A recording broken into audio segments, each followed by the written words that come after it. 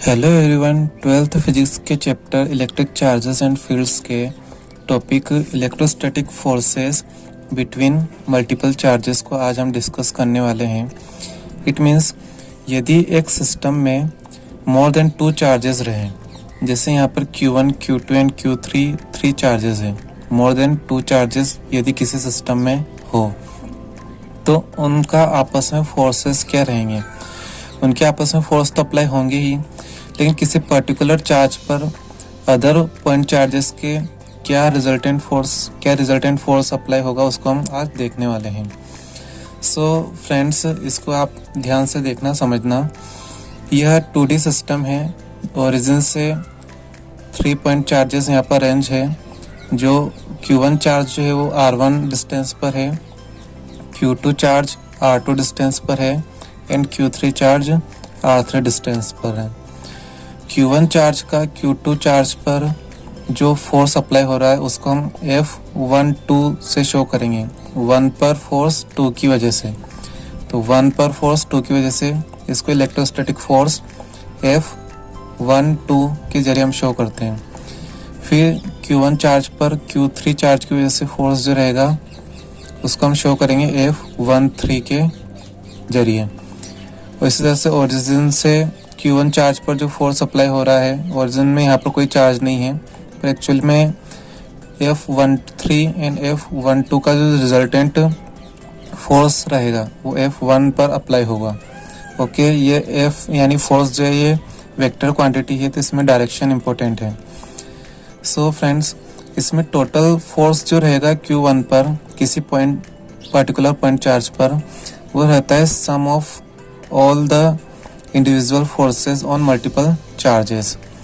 Means Q1 charge पर Q2 की वजह से जो फोर्स अप्लाई होगा और Q1 चार्ज पर Q3 की वजह से जो फोर्स अप्लाई होगा, अदरवाइज यहाँ पे और भी कुछ चार्जेस रहते तो उनका भी Q1 पर जो फोर्स अप्लाई होता है उन सबका सम हमें करना रहता है, तब जाके हमें रिजल्टेंट फोर्स उस पर मिल जाएगा। So net force on Q1 charge is F1, so that is equal to F12 vector F12 plus F13। Okay, यानी Q1 चार्ज पर 2 की वजह से जो फोर्स अप्लाई हो रहा है प्लस Q1 चार्ज पर Q3 चार्ज की वजह से जो फोर्स अप्लाई हो रहा है उन दोनों का सम। यदि वो पॉजिटिव या नेगेटिव आते हैं तो उसके अकॉर्डिंग इसको हम मैनेज करेंगे। यहाँ पे अगर F13 नेगेटिव आता है तो हम यहाँ पर प्लस की वजह माइनस लगाएंगे। सो F1 टोटल नेट फोर्स जो है will be equal to F12 क्या रहेगा 1/4πε0 into Q1 Q2 upon R12 square. R12 जो है Q1 एंड Q2 के बीच में डिस्टेंस है। ये इलेक्ट्रोस्टैटिक फोर्स का फार्मूला यहाँ पे हमने अप्लाई किया है, क्योंकि ये वेक्टर क्वांटिटी इसलिए R12 हमने वेक्टर लिया है, यूनिट वेक्टर है ये, प्लस F13 तो 1/4πε0 Q1 Q3 upon R13 whole square नहीं, यहाँ पे बस R13 का स्क्वायर रहेगा। R13 वेक्टर क्वांटिटी है इसलिए यहाँ पे इसका यूनिट वेक्टर लिया है।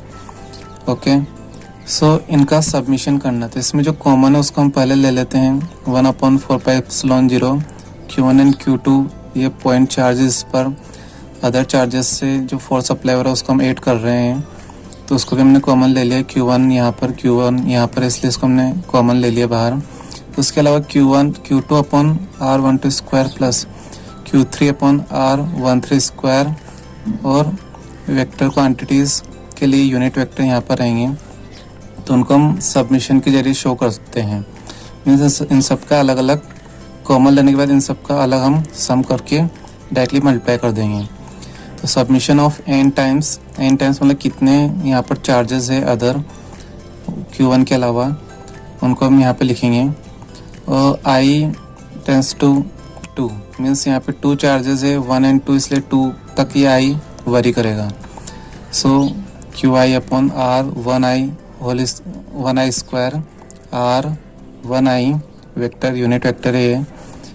इस तरह से हम इसका इलेक्ट्रोस्टैटिक फोर्स का फार्मूला बन जाएगा। मीन्स जिस यूनिट चार्ज पर अदर चार्जेस की वजह से जो फोर्स अप्लाई हो रहा है उसको हम इसके ज़रिए शो कर सकते हैं। इस फार्मूले को आप यदि ओपन करोगे ना तो ये इस तरह से बन जाएगा।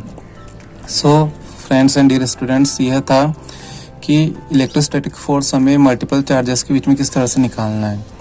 मल्टीपल चार्जेस किसी एक पर्टिकुलर पॉइंट चार्ज पर किस तरह से फोर्स अप्लाई करते हैं और नेट फोर्स किस तरह से निकाला जाता है, उसका सिंपल सा तरीका है कि हमें उन पर्टिकुलर चार्जेस की वजह से जो उस पॉइंट चार्ज पर जो फोर्स अप्लाई हो रहा है उसको हमें सम करना है। यहाँ पे और भी चार्जेस होते तो यहाँ पे प्लस उन चार्जेस की वजह से जो फोर्स अप्लाई हो रहा है वो यहाँ पर ऐड होता जाता। Thank you friends.